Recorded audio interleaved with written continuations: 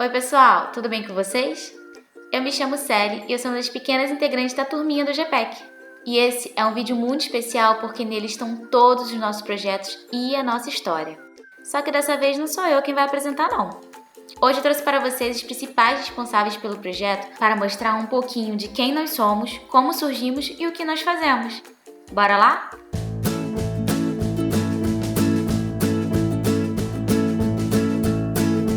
Olá pessoal, sejam todos bem-vindos ao Pavilhão de Química da Universidade Rural do Rio de Janeiro. Eu estou aqui hoje com vocês para apresentar algumas das atividades que nós estamos desenvolvendo para apresentar na Semana Nacional de Ciência e Tecnologia. Então, eu sou o Anderson, sou secretário do Instituto de Química e sou administrador do projeto. O projeto hoje ele se chama GPEC, o Grupo de Extensão em Prática de Ensino de Ciência. Contudo, vou apresentar para vocês como o projeto nasceu para nós chegarmos a ser hoje o que nós somos. O nosso projeto ele nasce no ano de 2016 com uma visita à coordenadora do nosso projeto. Teve uma ideia de trazer o sobrinho com alguns alunos da escola dele para realizar atividades recreativas no laboratório, né? Nós sabemos que crianças elas acham interessante visualizar algumas experiências científicas dentro do laboratório, principalmente essas que têm um apelo visual muito grande, experiências que mudam de cor, experiências que explodem, fazem barulho.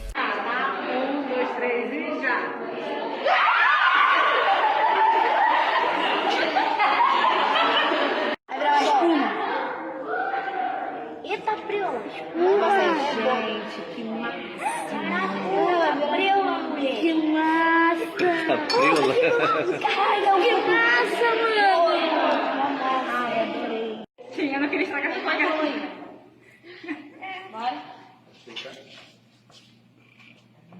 Meu pai do céu!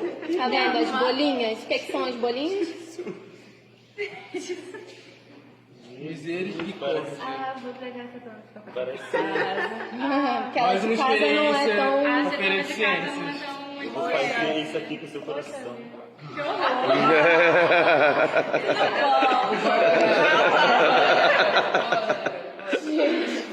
Que pesado. Vou fazer isso com o seu coração. Deixa eu procurar. Eu devo ser Quem tá sem esmalte na unha? Dá pra pintar um aqui? Isso parece não,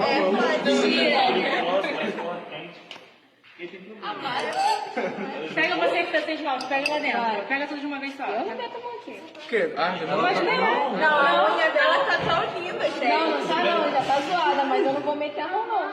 Aí eu falo, eu não vou meter a mão, ele derrama acetona em cima da minha mão. Tá com a mão. Tem uma ardinha na minha unha. Viu uma amoeba. Parece. Mas se você deixar ele aqui fora... Não tá. Slime, sabe? Ele fica rígido. Você perguntar pra Porque qualquer todo ar que Então vieram algumas crianças em 2016 para os nossos laboratórios e a recepção foi ótima, a repercussão foi muito grande entre as crianças da escola, entre os pais dos alunos dessas crianças. Então nós tivemos a ideia de elaborar um projeto de extensão para levar até as crianças de ensino fundamental, de ensino médio, ensino infantil também, essas experiências para despertar nessas crianças o interesse pelas ciências. O projeto nasceu em 2016 com a coordenadora, a professora Andressa, mais alguns membros da equipe permanente.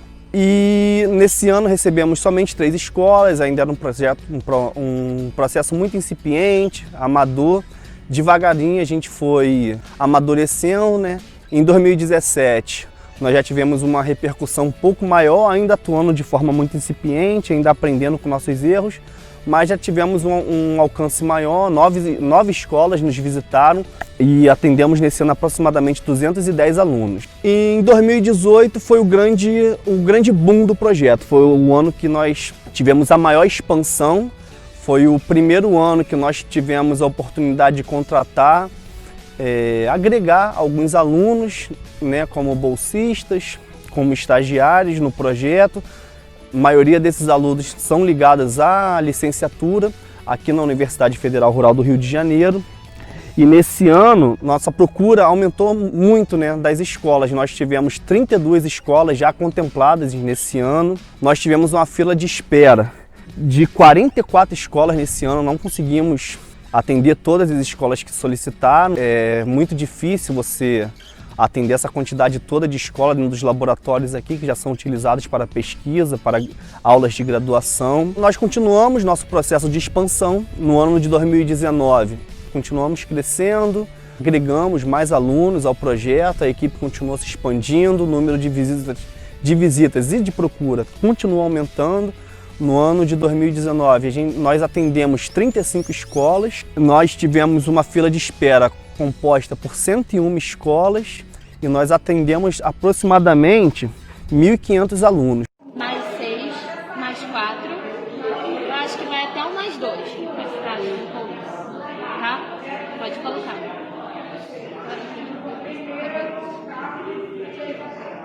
O mais 6 é verde, tá? Ah, aquele negócio Que mídia! Esse é o mais 6. Ele já tá ganhando elétrons, então ele tá indo pro mais 4.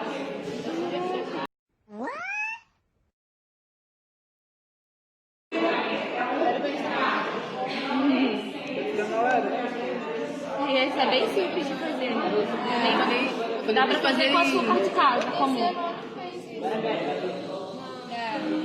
Em 2019, nós também fomos contemplados com o edital da Semana Nacional de Ciência e Tecnologia, do CNPq, e a do Ministério da Ciência e Tecnologia. Em 2019 também, nós tivemos a nossa primeira edição externa do projeto. Ao invés de receber a escola dentro do pavilhão de Química, aqui na Universidade Rural, nós levamos o nosso projeto para uma escola estadual localizada na Ilha Grande, a Vila de Provetá.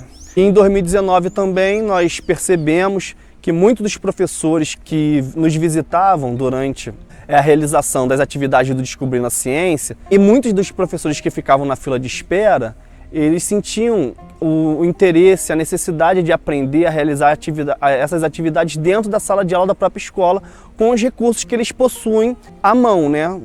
O recurso da farmácia, recursos que eles conseguem adquirir no mercado. Então, com essa demanda desses professores, nós criamos um segundo projeto que foi destinado justamente a atender essa demanda desses professores. O nome do projeto é Ciência na Sala de Aula e até agora nós tivemos somente uma edição por conta da quarentena, não conseguimos realizar a segunda, mas o objetivo do projeto foi trazer esses professores para dentro dos nossos laboratórios e ensinar como esses professores poderiam levar as nossas experiências para serem realizadas nas escolas. A primeira edição foi um sucesso, tivemos 50 professores inscritos em média. E o projeto, além das atividades que a gente desenvolve dentro do pavilhão de Química, o projeto conta com algumas parcerias. O Jardim Botânico da Universidade Rural está conosco desde 2016, desde a nossa fundação. Depois que os alunos nos visitam e realizam as atividades em nossos laboratórios, eles dão um pequeno passeio pela Universidade Rural, visitam o Lago do Iá, que é um lago famoso por conter as nossas famosas capivaras, e de lá eles vão para o Jardim Botânico para fazer uma pequena trilha guiada por alunos, né, funcionários do Jardim Botânico, onde eles aprendem um pouco de botânica. Uma segunda parceria, nós acabamos de firmar essa parceria, é junto ao Museu Tocárnia, também aqui na Universidade Rural do Rio de Janeiro. Devido a essa expansão em 2020, sentimos a necessidade de agregar esses projetos sobre um mesmo guarda-chuva. Então, o projeto Descobrindo a Ciência, o projeto Ciência na Sala de Aula, assim como esse projeto, que foi um projeto solo, de levar nossas atividades para o ambiente externo à universidade, foi criado o GPEC, que é como hoje nos intitulamos, que é o Grupo de Prática de Extensão em Ensino de Ciências. Além disso, nós desenvolvemos e disponibilizamos recentemente um e-book com todas as experiências que nós realizamos até hoje, tanto no Descobrindo a Ciência, quanto no Ciência na Sala de Aula. O e-book é gratuito e o link para download está disponível em nossas redes sociais. E finalmente em 2020, devido à pandemia, nós ficamos impossibilitados de realizar as atividades presenciais nos laboratórios, então nós tivemos que migrar nossas atividades para o ambiente digital e hoje o nosso projeto ele está presente em várias mídias sociais, como o Facebook, como o Instagram, o TikTok, o YouTube e o Twitter. Valeu por nos apresentar e contar um pouquinho da nossa história, Anderson. Porque agora nós vamos ver os nossos profissionais em ação. Vamos mostrar para vocês algumas das experiências que realizamos tanto no Descobrindo a Ciência quanto no Ciência em Sala de Aula. Bora lá? Oi, gente! Eu estou aqui com vocês para poder fazer mais uma experiência que a gente faz no nosso grupo de extensão. Essa experiência é muito simples e você pode fazer em sala de aula, em laboratório ou até mesmo na sua casa. Na experiência de hoje, a gente vai aprender sobre uma área da química que a gente chama de cinética química, onde a gente estuda os fatores que vão influenciar na velocidade da reação. O que você vai precisar para poder fazer esse experimento? Se você estiver num laboratório, eu posso usar uma vidraria típica, que é o Becker. Se eu não tiver, eu posso usar em casa um copinho de plástico transparente. Vou precisar também de alguns comprimidos efervescentes que a gente acha na farmácia. Pode ser um antiácido, pode ser aquela vitamina C, tanto faz. O que importa é que ele seja efervescente. E vamos precisar de um copinho de medida, ou no caso do laboratório, uma proveta, para a gente poder medir o volume de água. Então, na primeira parte do experimento, eu vou colocar o mesmo volume de água em temperatura ambiente no meu copinho de medida. Bom, aqui eu tenho uma proveta, mas se você tiver em casa, você pode usar aquele copinho de medida de cozinhar, tá? Que serve. Aqui nesse copinho, eu estou colocando 100 ml de água na temperatura ambiente de onde a gente se encontra.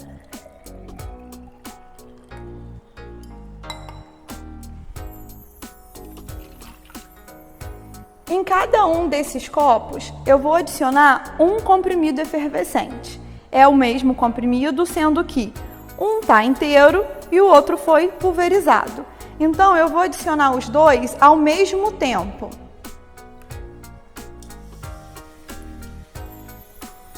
Como vocês podem ver, o frasco onde o comprimido foi triturado, a efervescência ela acontece muito mais rápida. Por que é? Porque como a gente explica isso? Através da área de contato. No comprimido efervescente, a área de contato é muito maior. Então, eu tenho uma área de contato maior com a água, logo o comprimido vai efervescer muito mais rápido. Então, prova que na cinética química, quanto mais contato do meu reagente eu tiver com a solução, mais rápido a reação vai acontecer. Para a segunda parte da reação, eu vou precisar de 3 comprimidos efervescentes iguais e vou precisar de 3 frasquinhos. Em um dos frascos, eu vou colocar uma determinada quantidade de água, vai depender do volume do meu copo e do volume do copo de medida que eu tiver à minha disposição. Aqui eu estou usando 100 ml de água à temperatura ambiente.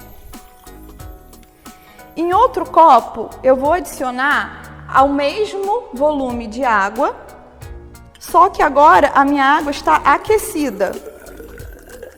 Aqueci essa água no laboratório, numa placa de aquecimento, mas se você tiver em casa, você pode aquecer a água no fogão. E no terceiro e último copo, eu vou adicionar água gelada. O mesmo volume. Lembrando que o mesmo volume é importante para podermos comparar os dados que a gente vai ter. Água gelada. Como a minha água aqui não está tão gelada, eu vou adicionar um pouquinho de gelo triturado, para a gente poder ter um resultado melhor. Vou adicionar, se possível, no mesmo tempo, os 3 comprimidos, um em cada frasquinho. Vocês podem ver aqui pela imagem que o comprimido, onde ele está efervescendo, que a temperatura é mais elevada, ele vai efervescer de forma muito mais rápida. Logo depois, quem vai efervescer mais rápido é o da temperatura ambiente. E por último, quem vai efervescer de maneira mais lenta é o comprimido, aonde está na água gelada. Isso também explica uma outra área da cinética, que é a influência da temperatura nas reações. Nas reações, quanto maior a temperatura, mais rápida vai ser a minha reação. Então, mais rápida ela vai acontecer. Então, resumindo, nessa experiência a gente consegue explicar 2 campos da cinética: área de contato e temperatura do ambiente influenciando a reação, tá? Então, se possível, se quiserem e tiverem curiosidade, façam em casa também. Olá pessoal, o experimento que a gente vai fazer agora é o experimento que a gente chama de relógio de glicose, mas na verdade vocês podem encontrar também como reação da glicose com o azul de metileno. Esse experimento é um experimento bacana para a gente mostrar reações de oxirredução. E aí, o que a gente vai usar para fazer esse experimento? Uma garrafa com água, ideal que a garrafa seja transparente, né, porque a gente vai mostrar variação de cor. Essa água aqui, água normal da torneira. A gente vai usar hidróxido de sódio, que comercialmente a gente encontra como soda cáustica. Glicose, que a gente também encontra fácil para comprar, e azul de metileno, que a gente também encontra para comprar na farmácia. Aqui, a concentração da solução de azul de metileno é 1%. Então, o que a gente vai fazer? Nessa garrafa com água, o primeiro passo é solubilizar todo o hidróxido de sódio que a gente tem aqui. Essa etapa da solubilização do hidróxido de sódio é importante a gente tomar cuidado porque o hidróxido de sódio ele é perigoso e, além disso, a solubilização dele com água é um processo exotérmico, então libera calor. Por isso é ideal a gente fazer colocando a quantidade de hidróxido de sódio aos poucos.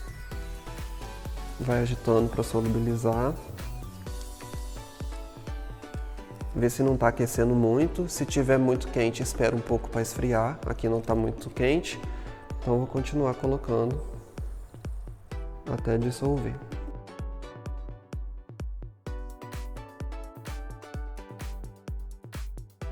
Quando a gente vê que todo o hidróxido de sódio já foi solubilizado, que não tem nenhum pozinho mais, a gente pode colocar a glicose também para solubilizar.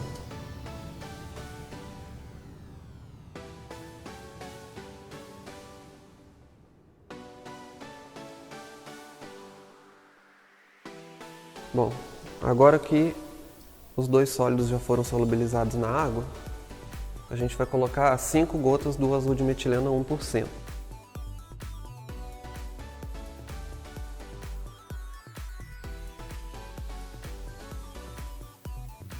Bom, agora é só aguardar que vocês vão ver a reação acontecendo. Enquanto a gente espera, eu vou explicar. Essa reação é uma reação que ocorre entre o azul de metileno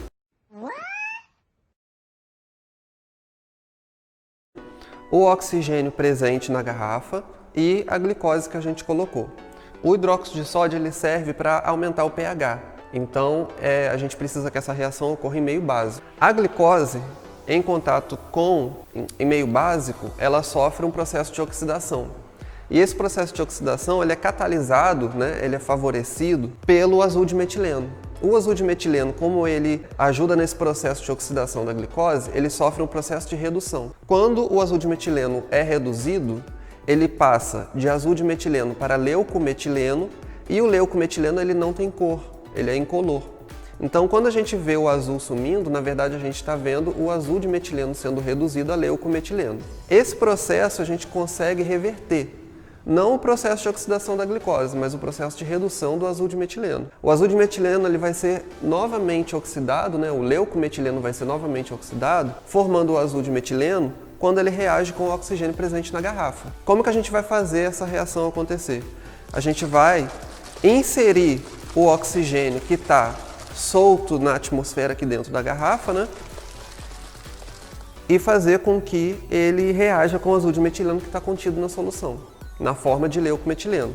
Então, quando ele se torna azul de novo, é porque o oxigênio presente aqui no ar reagiu com o leucometileno que estava reduzido dentro da garrafa e o leucometileno sofreu oxidação.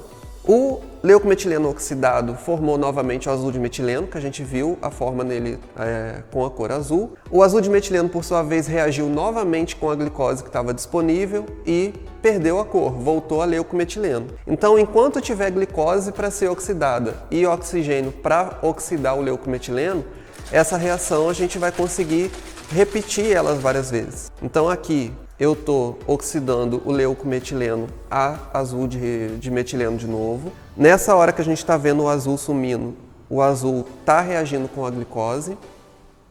Ó, reagiu. Todo o azul de metileno foi reduzido, agora eu vou oxidar o leucometileno de novo. Surgiu o azul de metileno de novo. E enquanto tiver oxigênio disponível e para oxidar o leucometileno, enquanto tiver glicose disponível para sofrer o processo de oxidação, esse processo ele vai se repetindo quantas vezes a gente quiser. Depois de um tempo, ele para porque não tem mais reagentes disponíveis. Bom, pessoal, aqui a gente vai fazer um experimento que envolve a liberação de um gás. A gente vai usar peróxido de hidrogênio, que é água oxigenada. Essa água oxigenada que a gente vai usar aqui não é água oxigenada comercial, ela é uma água oxigenada bem mais concentrada. Aquele volume de O2, aquele volume da água oxigenada que a gente está acostumado a ver na farmácia, tem a ver com a quantidade de oxigênio que vai ser liberado. Então, aquela água oxigenada da farmácia ela é bem menos concentrada, ela libera uma quantidade de oxigênio bem menor. E essa aqui, ela está por volta de 110 volumes. Só para vocês terem uma comparação, que na farmácia a gente costuma achar 20, 30, essa aqui é 110. A gente vai usar também detergente, um corante e o catalisador, que é o iodeto de potássio. O que vai participar na reação de fato é a água oxigenada e o catalisador, tá? A água oxigenada, ela libera oxigênio naturalmente, mesmo sem a presença do catalisador.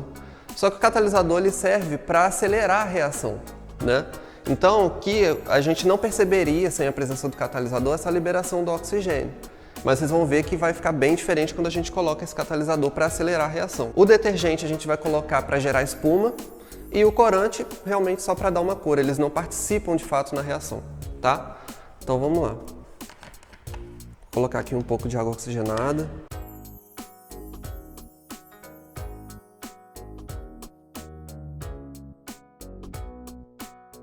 Bom, como eu falei para vocês, a água oxigenada, mesmo sem a presença do catalisador, ele já está liberando oxigênio aqui. Mas olha só a diferença de quando a gente adiciona o catalisador na reação.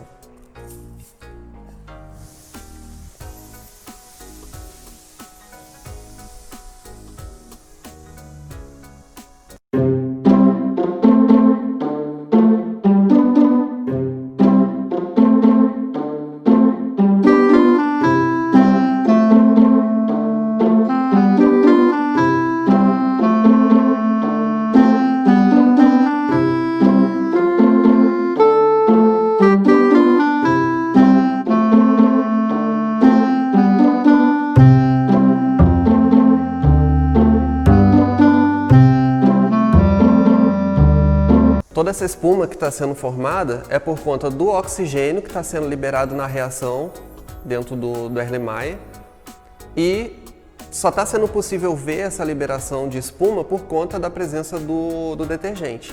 Se a gente não tivesse colocado o detergente, ia formar muita bolha, a gente ia ver a formação do gás, mas não dessa forma, né, que é mais bonito, né, mais interessante. Além disso, tem também a liberação de energia na forma de calor. Se a gente se aproximar aqui sem encostar, porque ainda tem a presença de água oxigenada aqui, se a gente aproximar a mão aqui, a gente consegue sentir que a reação é muito exotérmica, libera uma quantidade muito grande de calor. E a gente consegue ver também aqui a formação de um vapor, né, que a gente tem água e calor, então tem formação de vapor de água também aqui nesse processo. E enquanto tiver água oxigenada ali dentro, na presença do catalisador, a formação de espuma, a formação de oxigênio vai continuar acontecendo. Bom, eu vou mostrar para vocês hoje a experiência de uma reação que a gente chama de formação de óxidos. Para essa experiência, a gente vai precisar de uma balança, essa palha de aço, né, que a gente costuma comprar no supermercado como Bombril, algodão e um isqueiro, que vai ser a nossa fonte de calor. Vocês devem estar observando que a minha balança é um pouco diferente das balanças que a gente costuma ver. Por quê? Porque essa balança ela foi toda construída com materiais alternativos. Então ela tem uma base toda de PVC e as hastes de um fio de cobre fininho e os pratos são daqueles pratinhos de alumínio. Então isso é um exemplo, né, de uma das alternativas que a gente tem para usar em sala de aula quando a gente realmente não tem o equipamento para trabalhar com os alunos. Então a gente pode construir essa balança. Nosso e-book tem o projeto dessa balança específica. Quem procurar a nossa página, né, de Facebook e Instagram vai conseguir ver lá o link onde você pode baixar esse e-book. E aí você tem o projetinho com todas as medidas para a construção dessa balança. Mas e a experiência, né? Como que a gente vai fazer? Para uma reação, né, de combustão acontecer, a gente precisa, né, de ter uma fonte de energia e oxigênio, além da matéria que vai ser queimada. Então vamos experimentar aqui. Primeiro eu vou fazer com o algodão, tá?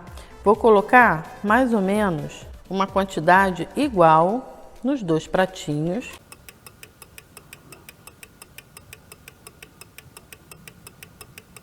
Então, eu tenho minha balança mais ou menos aqui no equilíbrio, quantidades próximas de algodão, de forma meio qualitativa, tá? E aí, o que a gente vai fazer? Eu vou botar, acender, né, esse isqueiro, vou colocar fogo num dos meus pratinhos, num dos meus chumaços de algodão, para a gente ver a reação de queima desse material. O algodão é formado praticamente, né, de fibras de celulose, né? Então tem carbono e hidrogênio.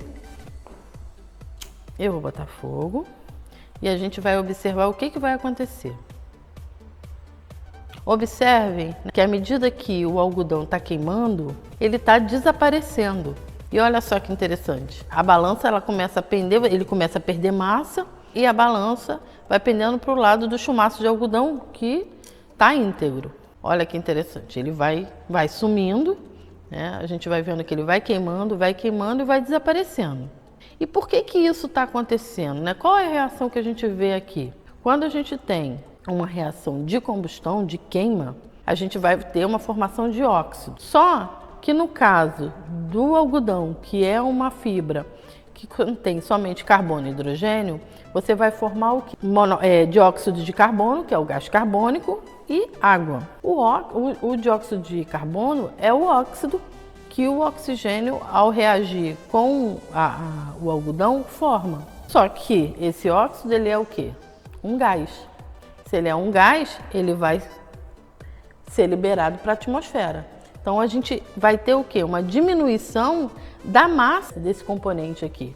Então por isso que o algodão, sem ter sido queimado, ele vai acabar pesando mais do que o que a gente colocou fogo e foi embora. Ou esse carbono e hidrogênio se transformou em carbono, oxigênio e água, e aí a gente teve, ó, a liberação do óxido para o ambiente. Então a gente tem, né, uma perda de massa e a diferença de peso. Será que isso vai acontecer da mesma maneira com a palha de aço?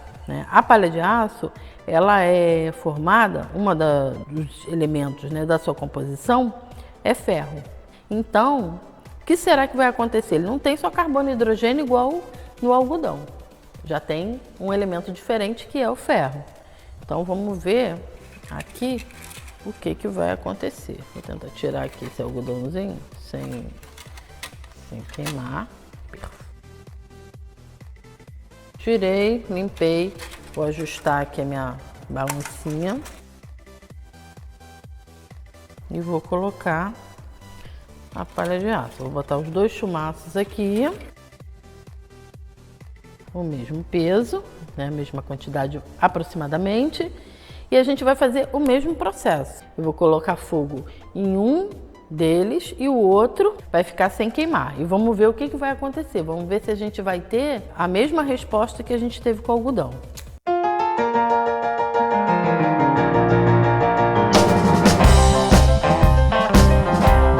Notem que ele queima um pouquinho diferente. Eu vou botar aqui mais para poder ele queimar mais rápido, que é um chumaço grande.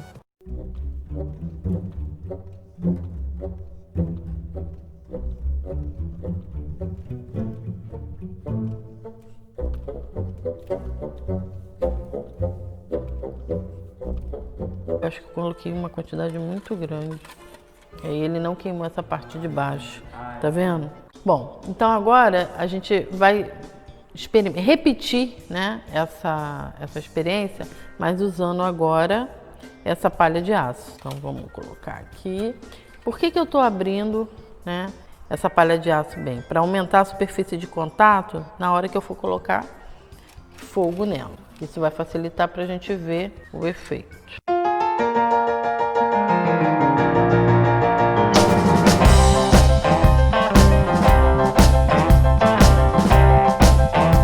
Agora vou eu colocar fogo desse lado aqui agora. Yes! Observem que à medida que ele vai queimando, você não vê diminuição da massa. Na verdade, a gente vai ver um ligeiro aumento. A gente não vê o material desaparecer igual acontece com o algodão. Isso acontece porque, na verdade, quando a gente queima a palha de aço, como ela contém átomos de ferro, o óxido que vai ser formado não vai ser formado com carbono, vai ser formado com o ferro. Então a gente vai ter óxido de ferro.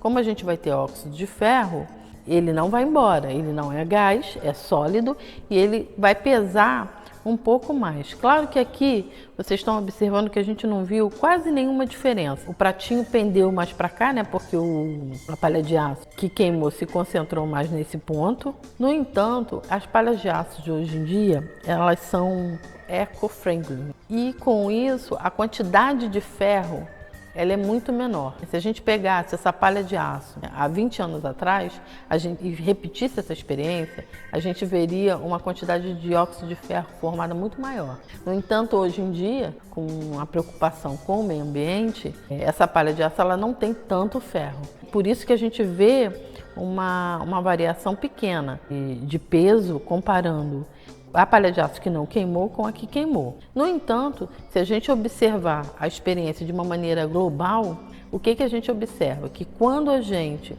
fez essa reação de queima com a palha de aço, a gente percebe que a massa ela não desaparece. Diferente de quando a gente fez com o algodão, que simplesmente ao queimar ele foi desaparecendo, o pratinho ficou praticamente vazio. Isso porque o óxido formado com o algodão é um óxido formado com carbono, que é o CO2, que é o gás carbônico, é um gás e ele vai embora para o ambiente. Bom, espero que vocês tenham gostado, queiram repetir essa experiência. Claro, como ela utiliza, né? A gente vai usar uma fonte de calor, né? Essa experiência para crianças ela precisa ser supervisionada, tá? Mas é uma experiência que pode perfeitamente ser realizada dentro de uma sala de aula, sem necessariamente um ambiente de laboratório, tá bom? Espero que vocês gostem e aproveitem a dica para fazer em suas aulas. Esse experimento aqui a gente chama de camaleão químico. Então, o que a gente vai fazer nele? A gente utiliza o permanganato de potássio que a gente consegue encontrar na farmácia. Aqui a gente está usando o nosso do laboratório, mas ele funciona também o da farmácia. É só a gente macerar, triturar ele e utilizar. Esse experimento ele consiste na demonstração do número de oxidação do manganete. Então, a gente mistura um pouco do permanganato num frasco com água. O importante é que ele seja transparente para a gente poder ver a mudança de coloração.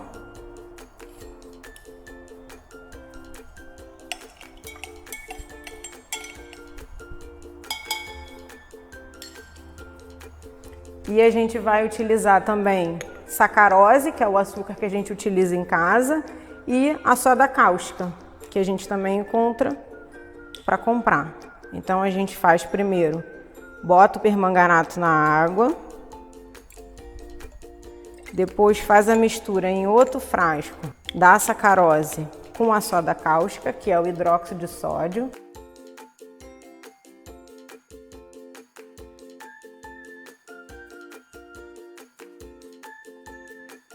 Então, o que está acontecendo aqui? O manganês, né, que é o elemento metal que está presente no permanganato, ele é um elemento de transição. Então, como característica, ele tem variação no seu NOx, no seu número de oxidação.